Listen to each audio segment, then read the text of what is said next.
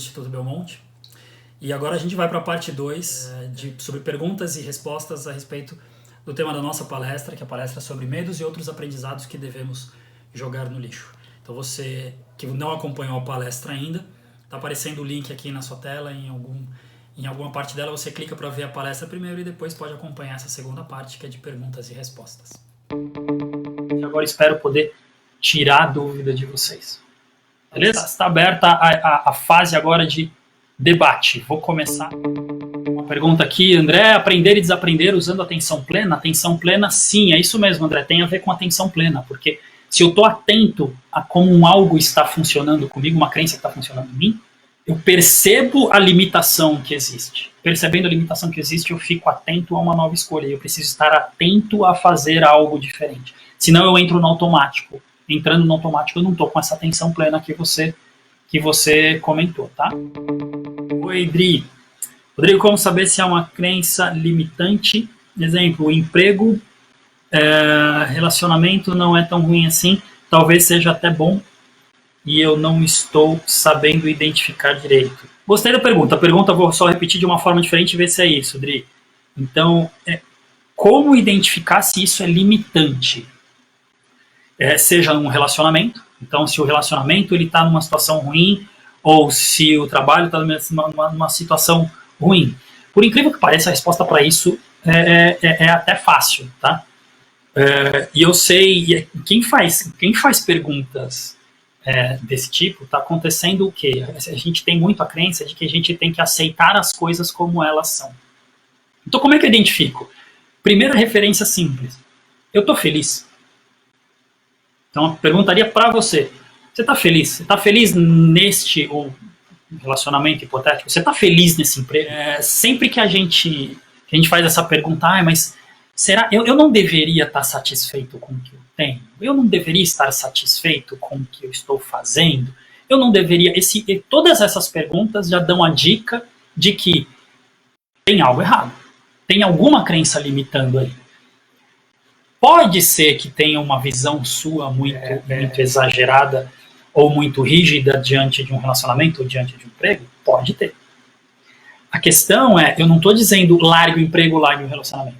O que eu estou dizendo é que crenças você tem a respeito disso?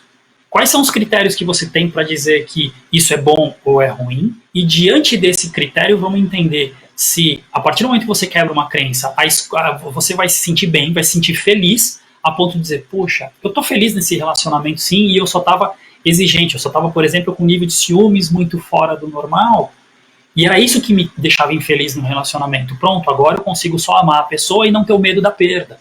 Aí o relacionamento se torna saudável. Então, eu não tô dizendo largue o relacionamento. O que eu tô dizendo se tem algo que você tá perguntando, tá questionando, porque você não tem um nível de satisfação com aquilo, com aquele relacionamento ou naquele trabalho, tem algo limitando ali. Pode ter uma exigência muito alta sua, ou pode ter um vínculo com a questão da segurança tão alta que você está aceitando qualquer coisa. Então, precisa rever o quê? Esses critérios de avaliação. O critério de avaliação que se tem diante de algo que é bom ou ruim para você. E muitas vezes esse critério está relacionado sim a um aprendizado do tipo, você tem que se dar por satisfeito. Olha aí uma crença. É um aprendizado. Aprendi que a gente tem que valorizar tudo que tem. Sim, dê o devido valor. Inclusive, o da decisão, se for esse o caso, de eu aprendi bastante com isso daqui, agora está na hora de jogar no lixo, que já não está me ensinando mais nada. Isso é um critério.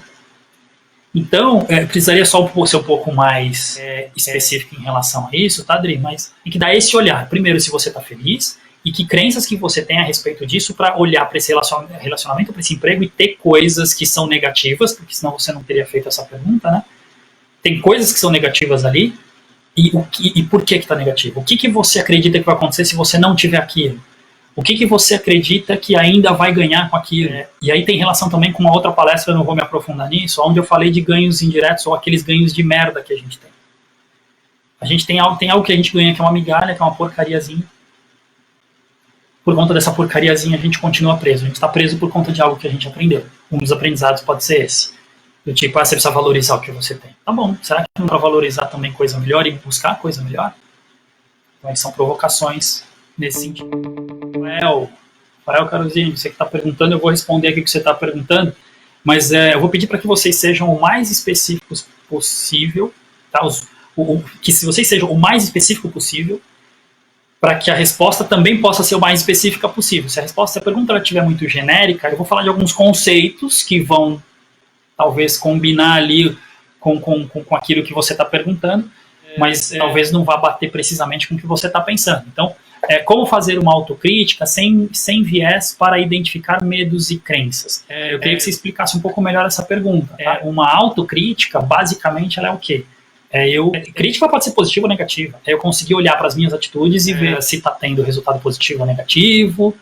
E eu não entendi direito o que é esse sem viés para identificar medos e crenças. Então, se você puder especificar um pouco melhor ou falar de algo que tem a ver com a sua história, eu vou poder explicar melhor. Tá? Então, vou para a pergunta aqui do Luciane.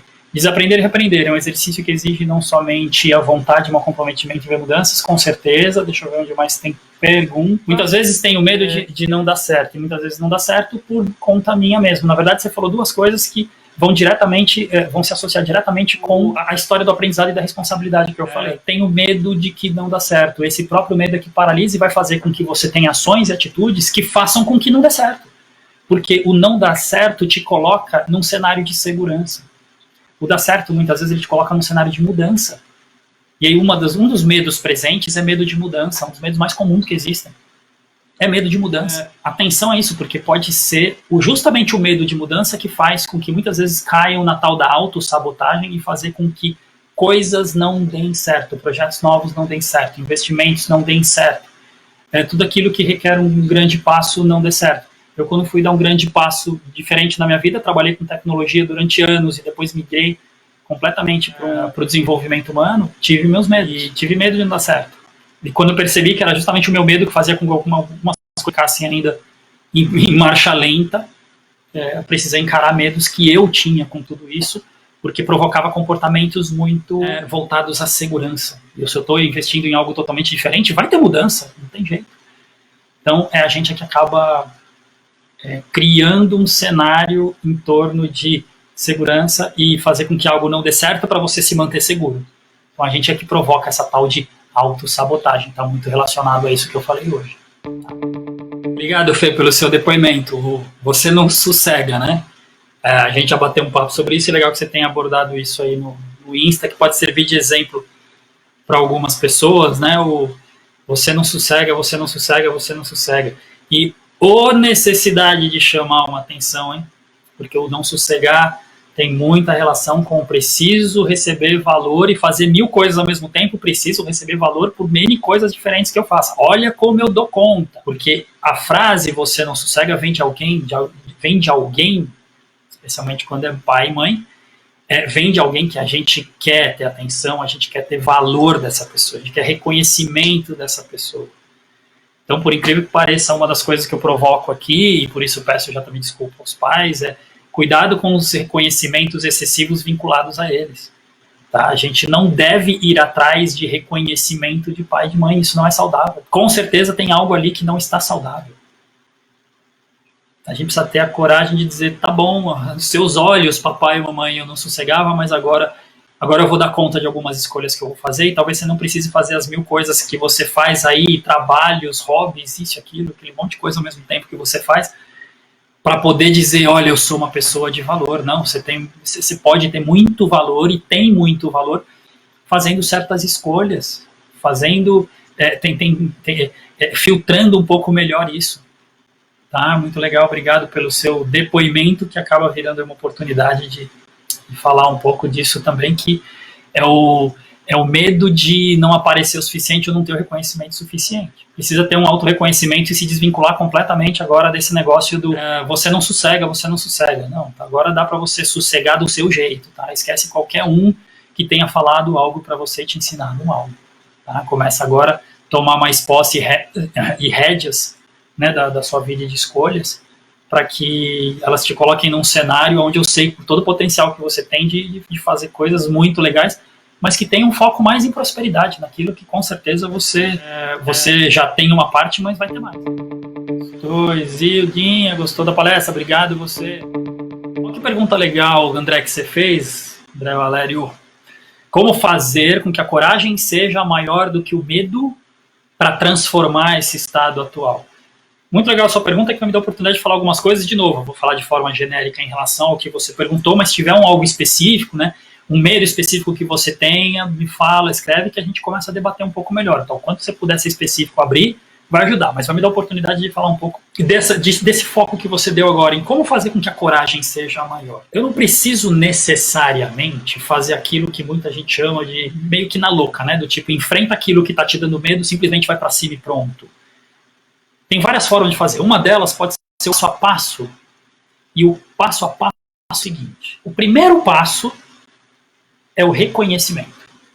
Tá, tem algo que me assusta, tem algo que me dá medo. Tem algo que eu já reconheço que está me limitando. Eu não quero mais isso presente. A coragem está associada a um passo seguinte, que é, tá, como é que eu faço algo diferente? Eu preciso agora encontrar uma crença, e essa é uma dica legal, tá? E eu vou aproveitar o embalo disso e falar de uma das ferramentas que ajuda a gente a rever crença e criar crenças muito rapidamente. Criar crenças positivas, que é a programação neurolinguística. A PNL, a ferramenta que eu considero o número 1 para rever crenças de uma forma rápida e criar alguma que ela te dê sustentação. O que é sustentação? Ela vai sustentar a sua coragem. Essa tal coragem que está faltando porque não tem algo que sustente ela. Do tipo, tá, por que ela vale a pena? O que é que pode tornar esse cenário melhor e mais positivo, me empolgar e me motivar o suficiente para eu seguir em frente? Porque tem algo que vai construir essa coragem. Ela não precisa simplesmente ser algo assim, da onde vem. Muitas vezes é um apoio de alguém. Nossa, eu precisava ouvir isso para poder ter coragem. Ou é ouvir a história de alguém. Nossa, eu precisava conhecer essa história, saber que tem algo que para alguém deu certo desse jeito, para eu poder dizer, nossa, olha aí, sustentou agora a minha coragem, agora eu tenho coragem de fazer algo. Então, às vezes, a gente precisa de um fato, de um evento que sirva de sustentação para a crença. Então, busque um fato, um evento, um exemplo. Se você não tiver na sua própria vida de algo que já serviu, busque na vida de outra pessoa. Busque numa terapia, converse com alguém. Estou aqui à disposição. De repente eu consigo te trazer um exemplo ou pessoal ou de alguma outra história que sirva de sustentação para a sua coragem. A coragem ela só precisa de alguns pilarezinhos. Imagina como se ela fosse uma mesa, né, a tábua, né, da parte de cima da mesa, e ela só precisa de alguns pés, ela precisa de alguma sustentação para ela se erguer, para a coragem realmente se sustentar e falar, não, beleza, eu tenho a coragem agora bem segura. Parece estranho falar assim, de coragem segura, é isso, às vezes eu preciso de algo que construa essa coragem. Então, busque elementos que sejam irredutíveis, que sejam que não deixem dúvida. Para dizer, nossa, então isso me estimula, isso faz com que a coragem surja. Então busque um elemento que sustente isso. Tá? É uma ferramenta incrível. Você detalhou um pouco mais agora, obrigado, que é a exposição em falar em público. Preciso olhar que crenças são essas. E eu aproveito, então vou aproveitar e dar um exemplo meu aqui. Quem me conheceu há muitos anos atrás mesmo, quando eu era só um moleque, eu era extremamente tímido. Eu não era tímido. Tímido é coisa até no nível da normalidade. Não, eu era extremamente tímido. E aí um dia algumas coisas começaram a mudar. Quando eu entendi o que é que me limitava, eu tive a coragem de expor mais e passei a ser de repente a pessoa que gostava de estar lá na frente fazendo apresentação de trabalho. Mas isso foi acontecer pela primeira vez, ou de uma forma um pouco mais solta, lá já para depois do ensino médio, lá no meio ali meados do ensino médio, dali para frente é que começou, que teve algo que mudou, que deu a sustentação que precisava. Mas eu era extremamente tímido, de colocar, assim, se possível, a cabeça debaixo da terra. Então, para poder vencer a exposição em público, de repente eu enxerguei algum valor que tinha no que eu falava, no que eu apresentava. Teve algo que sustentou, falou, opa, eu vou ter coragem, porque teve algum evento onde eu falei algo e as pessoas ouviram. Tinha algumas crianças junto ali. Eu falei algo e percebi que estava todo mundo olhando. E aquilo quebrou assim muito rapidamente. E, nossa, estão me ouvindo, peraí. Por que eu me escondo tanto então? Moleque, quando isso aconteceu. teve um evento que sustentou. Eu falei, ó, tá vendo como isso aqui é possível? É um pontinho só, é um evento, é um fato, às vezes que já muda tudo. A gente precisa, na PNL a gente aprende o quê? A buscar elementos que sustentem uma nova crença. Por isso é uma ferramenta fantástica para isso. Então, o medo de falar em público pode ser vencido facilmente. Tenho N clientes que tinham esse medo e quebraram. Tem N técnicas que funcionam de uma forma muito rápida para pegar exatamente no ponto que está te limitando, naquele ponto do medo, e fazer com que, de repente, ou o medo enfraquece completamente, ou a coragem ela ganhe essa sustentação que eu falei. E aí pronto, você vai navegar, que é uma maravilha. Tá? Isso pode ser quebrado facilmente, mas a ideia conceitual é essa. É entender o que está limitando, porque às vezes é um medo de julgamento da pessoa, da forma que estão te avaliando, do que você está expondo, e a partir do momento que você lida com aquilo, vai embora. E aí vem novas crenças e novas potencialidades que são despertas. Alguma técnica que eu recomendo para ressignificação de crença? Angel, talvez uma parte do que eu respondi já tenha servido, que é assim, eu preciso de uma sustentação. Tudo aquilo que é crença, por que eu passo a acreditar em coisas? Porque um pai foi lá e me ensinou, uma mãe foi lá e me ensinou, algum exemplo aconteceu na vida deles, eu olhei para aquilo e falei, nossa, vou dar um exemplo prático aqui. Seria legal também, se você puder dar algum detalhe para eu poder ser mais específico na resposta, também vai ajudar. Mas vou dar um exemplo genérico aqui. Eu cresço, por exemplo, com pais brigando demais e um dia eles se separam. E eu vi aquilo. Então não foram eles que me falaram, poxa, um relacionamento é complicado, às vezes a gente acaba, olha só, só fica acontecendo briga, até que uma hora ele se encerra. Não, eu observei aquilo e aprendi. Então, às vezes, alguém fala alguma coisa ou mostra alguma coisa para mim. Então, tá aí, eu criei a crença de que relacionamentos não são sustentáveis, eles não se sustentam, porque eu aprendi aquilo. Então, eu tenho eventos na minha vida. Que evento foi esse? Briga dos meus pais, separação deles. Serviram de exemplo para eu ter a crença de que um relacionamento não vai para frente. É melhor logo encerrar mesmo, ou nem entrar num relacionamento. Foi assim que uma crença nasceu e ela é limitante. Legal, como é que eu faço então agora para tirar aquela crença, para ela perder valor e eu colocar uma nova? Eu preciso seguir o mesmo princípio, só que voltado a algo positivo. Então, primeiro, eu preciso desafiar não só a crença em si, mas os eventos que sustentam. Por isso eu falei aqui, a ideia na palestra é tem que pegar algumas coisas e jogar no lixo. Eu tenho que pegar coisas que me falaram e jogar no lixo. Eu tenho que pegar aquela história dos meus pais que brigavam e separaram e jogar no lixo, porque aquilo serviu de aprendizado para mim e eu tomei posse. Agora eu preciso me responsabilizar. A responsabilidade é minha de ter, minha de chegar agora para aquela criancinha que eu fui, dar a mão para ela e dizer assim, ó, tá vendo todo o medo que você sentiu com o papai e a mamãe brigando e se separando? Agora eu tô junto aqui com você. Agora eu vou cuidar de você. Vamos jogar esse aprendizado pro lixo e eu vou te ajudar agora. Você teve medo do papai e da mamãe, agora eu tô junto com você. Eu aqui adulto, tô com você criancinha minha, juntos. Vamos atrás de algo que sustente uma crença positiva. Então eu vou atrás de pessoas que têm relacionamento saudável, pessoas que têm um relacionamento estável, pessoas que sabem lidar de uma forma mais positiva com brigas no relacionamento.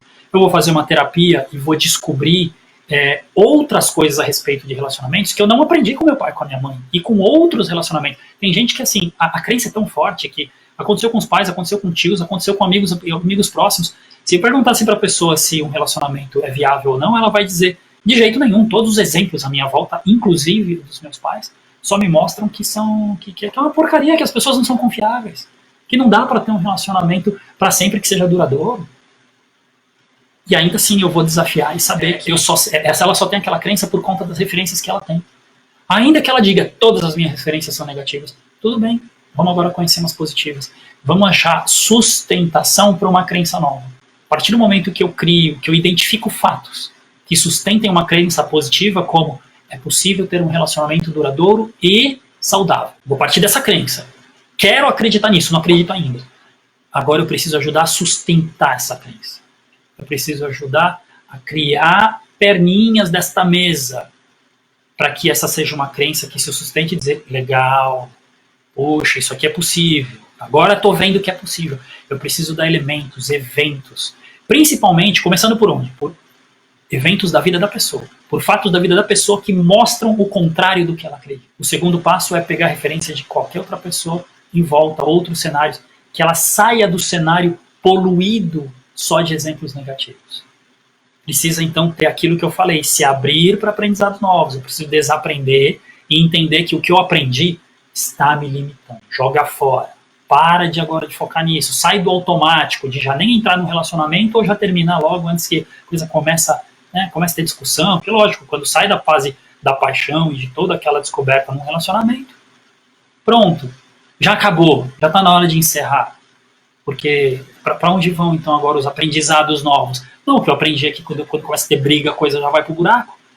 Agora eu preciso parar de dar foco nisso. Tá bom, eu estou decidindo que eu é que não sei como. Então o primeiro passo, desaprender. Reconhecer que você não sabe como. Beleza, dei o primeiro passo. Segundo, vou fazer algo diferente. E fazer algo diferente é começar a dar os primeiros passos em confiar em algo diferente, em confiar numa pessoa, em confiar que aquilo vai se resolver, que eu tenho como entender por que a gente está brigando e aquilo se resolver, e daqui a pouco só a parte boa fica presente de novo, e assim vai. Entra num processo terapêutico para entender um pouco melhor qual a forma específica de lidar com aquele medo. Mas como você só não especificou, então falei um pouco mais do conceito, e isso é extremamente explorado e de uma forma rápida na PNL, porque a provocação na programação neurolinguística, ela vai diretamente no ponto, ela vai diretamente na crença, e o que tem acima daquela crença que vai fazer com que você tenha um impulso e essa nova crença tenha sustentação. Tá? Isso é perfeitamente possível. Mas é como eu falei, primeiro dá o passo atrás, desaprende. Agora quero reaprender. Então eu preciso começar a praticar algo novo. Se você não estiver aberto para praticar algo novo, a crença anterior ela vai prevalecer, ela vai continuar tomando conta da sua vida. Espero que eu tenha respondido aí a sua pergunta. Se perfeccionismo é uma crença voltada a essa autocobrança, e ter notas acima da média, se tem crença envolvida. Tem. Tá? Para absolutamente toda escolha que a gente faz, toda a rigidez que a gente tem, no caso específico do que você perguntou, o perfeccionismo tem relação direta com crença. Eu vou falar algo bem específico do perfeccionismo que vem lá de trás. Tá? Então, para variar de novo, eu vou colocar aí papai e mamãe da Berlinda, tá? Não se sintam culpados, apenas responsáveis, tá bom? E agora a gente é responsável também por pegar a mão da nossa criança e dessa que aprendeu a ser perfeccionista. Perfeccionismo, basicamente, o que é? Eu tenho a falsa ideia de que eu conseguiria atingir uma perfeição num comportamento, numa escolha, numa nota, numa prova. Só que tem uma parte minha que sabe, sempre que eu pergunto para alguém, sempre que eu lidei com clientes perguntando e provocando sobre o perfeccionismo, a resposta é a mesma. Eu sei que vai ser a sua também se eu te perguntar assim, perfeição existe? Você vai conseguir atingir a perfeição?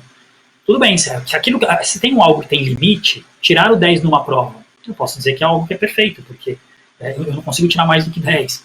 Então, existe uma limitação ali. Mas a perfeição nas coisas subjetivas, ela não é alcançada. A nota máxima, sim. Então eu vou separar em dois grupos. A parte subjetiva, ou seja, daquilo que sempre pode ser melhor. E aí, nesses perfeccionistas, talvez em alguém que tenha esse padrão como você, se é algo subjetivo, não é algo como uma nota máxima, esse nível de insatisfação vai ser sempre muito alto, porque a perfeição não é atingida. E aí a gente cria, quando eu pergunto para alguém, mas você colocar a perfeição como um patamar a ser atingido, é algo bom para você, é algo positivo? A pessoa, não, a busca da perfeição só que a perfeição é algo impossível. Então, se é impossível, você está colocando um padrão para você que, na verdade, ele não é o mais alto, e sim o mais baixo de todos, o mais baixo que existe. O padrão mais baixo é você se colocar no nível de atingir uma perfeição. Pensa, é um nível de arrogância extremamente alto, e você vai estar sempre insatisfeito, e você nunca vai chegar naquele resultado. Então, não, o nível da perfeição, do perfeccionismo, ele não é um nível alto, um padrão alto que eu coloco para as minhas escolhas, meus comportamentos. Pelo contrário, ele é o nível mais baixo que existe. Agora vamos falar da parte que tem os limites, né, da nota. Aí vem a questão da cobrança que você falou. Só que isso vem lá de trás, tá? Tanto da parte subjetiva como esse das notas, tem algumas fontes. Uma delas é papai e mamãe extremamente exigentes. Então eles passaram muito por isso. Eles têm também o perfil, o padrão do perfeccionismo, e aí é gerado em você aprende, então tomou posse para você de que eu tenho que é sempre 10, sempre 10, sempre 10. Mas por quê? Porque você estava respondendo à exigência de papai e de mamãe. Então você está ainda respondendo à exigência de alguém. Essa cobrança, é uma autocobrança. Em algum momento, sim, é uma autocobrança, porque eu me cobro, eu coloco aquilo vinculado à minha aprendizagem, à minha responsabilidade, mas existe uma fonte. Alguém me ensinou isso. E eu aprendi com papai e mamãe.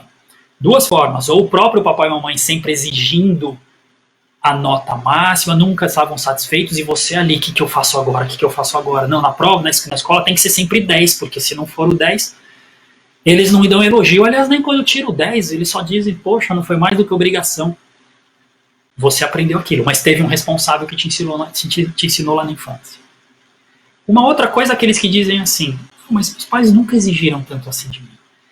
Então, em algum momento você aprendeu, ainda que não tenha sido pela exigência explícita do seu pai e da sua mãe, você criou dentro de você uma exigência dessa perfeição, desse perfeccionismo, da nota máxima, onde alguma coisa simbolizou qualquer coisa abaixo da nota máxima não vai valer.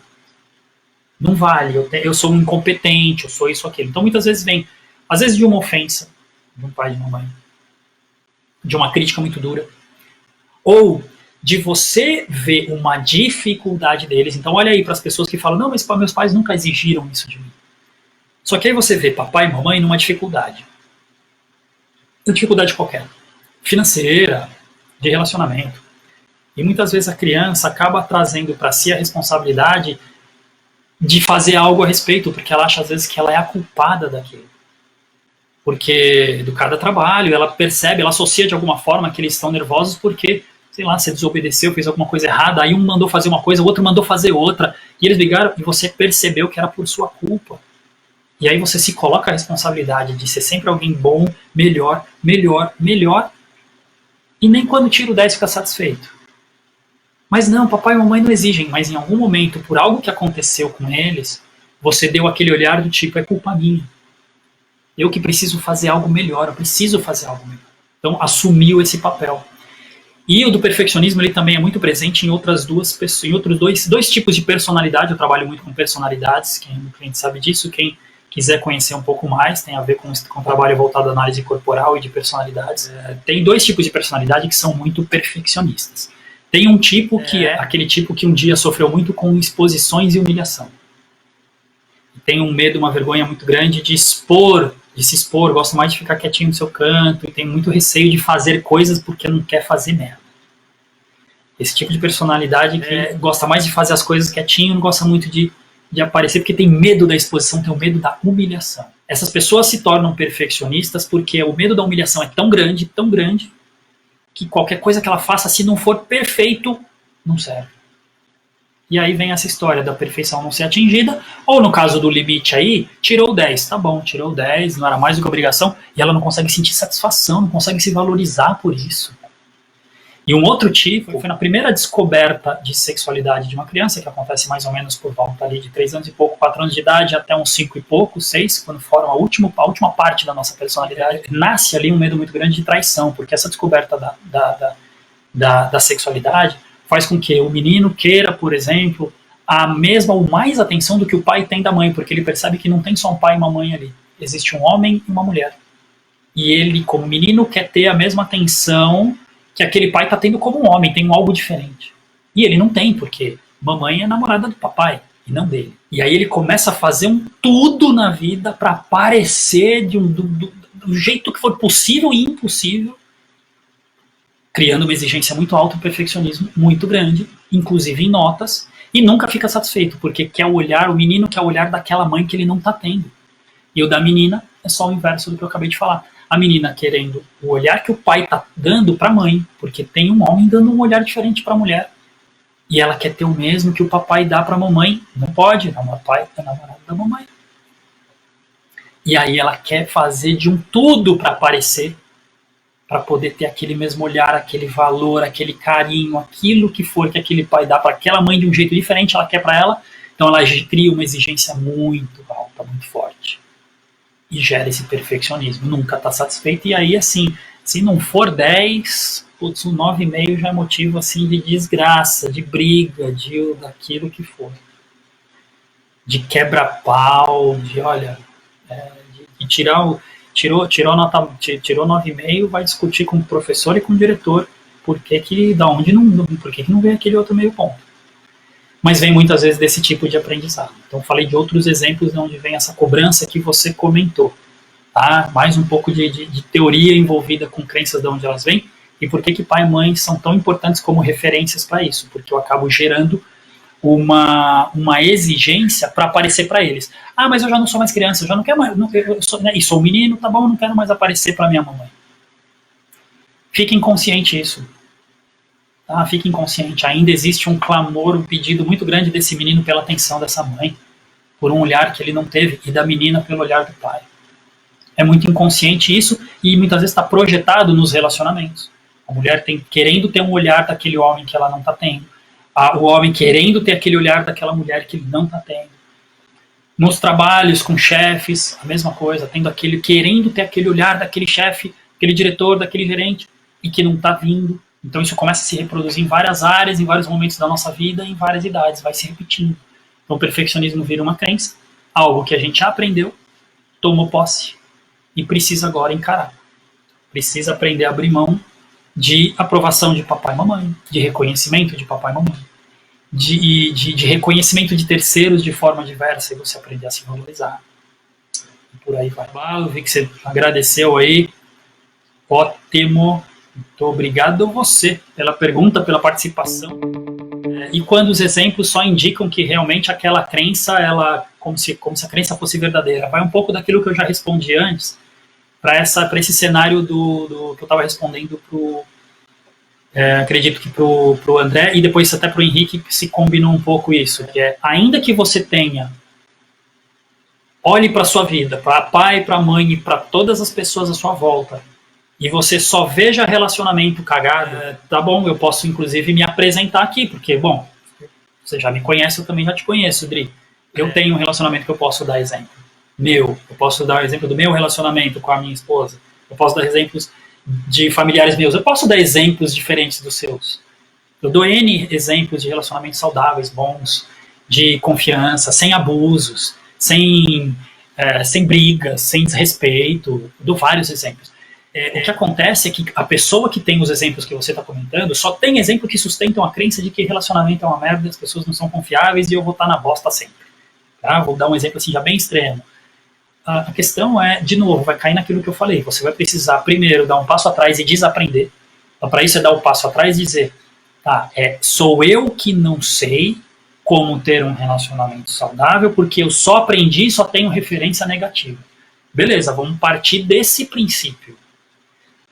Isso só indica que talvez tenha um pouco mais de trabalho, um esforço um pouco maior em construir a crença que eu falei, que é construir uma crença positiva.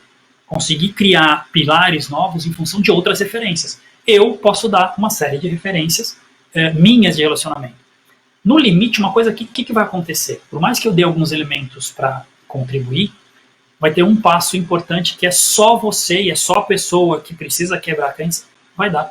Você que vai ter que praticar algo diferente. Não vai ter jeito. No final das contas, você vai precisar colocar em prática algo diferente do que você coloca. Então, se for, por exemplo, problema com confiança, você vai ter que dar o passo da confiança na direção de alguém. Você vai precisar confiar em alguém. Se for o passo para você se valorizar e aprender a ficar sozinha, como algumas das coisas que a gente já conversou, e sair de um relacionamento para só ficar com alguém que te valorize, porque você está valorizando primeiro, então você vai precisar dar esse passo. Você vai precisar fazer algo diferente.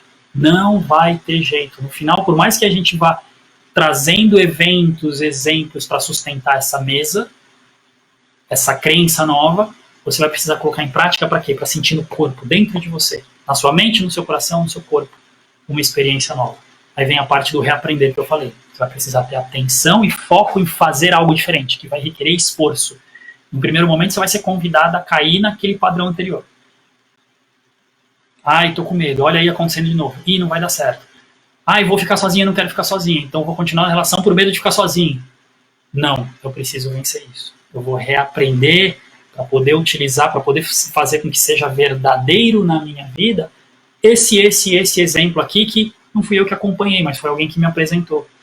Ou outras coisas verdadeiras que sustentem essa crença. Então vai precisar ter uma predisposição, primeiro uma escolha em desaprender, e depois vai ter esforço sim, tá? Vai ter esforço em praticar algo completamente diferente do que você vem praticando. Isso é condição sine qua non, como dizem. É uma situação, é uma condição que não tem como se você não sentir no corpo. O último passo é seu, é um comportamento seu. Então, é desafio quebrar crença? É. Mas é a única forma. Tá? É você fazendo realmente algo diferente. Se tiver alguma outra dúvida, algo que se complemente a essa pergunta, você me manda, tá? Teve alguns agradecimentos aí, Fátima, de nada, eu que agradeço, Lu, obrigado você. Quem mais aí? O próprio Henrique, valeu. Dri, Gláucia, bom, não tá tendo perguntas. Gente, então, vou fazer o encerramento aqui. Eu agradeço mais uma vez a todos vocês que acompanharam a palestra, a todos vocês que também acompanharam aí a parte de dúvidas, esclarecimentos e debate. A partir já da próxima semana, eu vou começar a fazer palestras de um jeito diferente e já vai ter uma participação maior por estarem acompanhando e me dando um prestígio tão grande. E essa alegria, esse orgulho de ter vocês aí nas palestras. Eu só preciso ter você comigo. Então acompanhe as palestras, eu vou continuar dando muito conteúdo aqui para vocês. E quanto maior a participação, quanto mais vocês prestigiarem, obrigado mais uma vez pela participação de todos vocês, em todos os canais aí. Vai surgir coisa nova, então vão acompanhando, porque vai ter tema muito, muito, muito legal ainda. Vai ter parte financeira, que daqui a pouco eu vou abordar, principalmente nesse cenário de pandemia, e outros cenários, e outras coisas importantes para nos ajudarem de uma forma muito prática a lidar com esse cenário e com o próximo cenário. Porque acreditem, vai ser outro mundo depois de tudo isso, eu não tenho dúvida. E para lidar com esse novo cenário, quem estiver se preparando agora, nossa, esse novo mundo vai ser uma maravilha em todos os sentidos. Acreditem, eu tenho essa crença fortíssima dentro de mim. Vai ser um mundo muito melhor, especialmente com o preparo que você tiver agora nesse cenário. Você está se preparando para várias limitações e está se adequando. Se você for flexível e se adequar, esse próximo mundo, depois desse isolamento, dessa pandemia, depois de muita coisa que está acontecendo esse ano e vai trazer um mundo diferente, você vai estar muito mais preparado. E a gente está semanalmente aí trazendo conteúdos importantes. Então aproveitem aí vocês que estiverem principalmente em mídias sociais, chame o pessoal para participar, porque quanto mais gente participando, mais gente tomando conhecimento aí de coisas importantes para a gente lidar, como eu disse, com cenários diversos aí do nosso dia a dia, com dificuldades, com obstáculos, com os problemas que nos assolam o dia a dia, especialmente agora, num cenário que é até mais delicado. Então chama as pessoas aí para participarem, chama o pessoal aí para entrar no Insta, postem aí nos perfis de vocês, nas páginas de vocês, para chamar o pessoal para palestra, para seguir, para curtir os nossos canais e a gente possa ter aí mais gente tomando conhecimento, aprendendo, crescendo e chama o pessoal aí para entrar no Insta, postem aí nos perfis de vocês, nas páginas de vocês, para chamar o pessoal para palestra, para seguir, para curtir os nossos canais e a gente possa ter aí mais gente tomando conhecimento, aprendendo, crescendo. É o convite para que vocês, então, nos acompanhem. Acompanhem, porque eu vou ter muita coisa legal para oferecer ainda para vocês. Obrigado mais uma vez, está encerrada então também a parte de debate.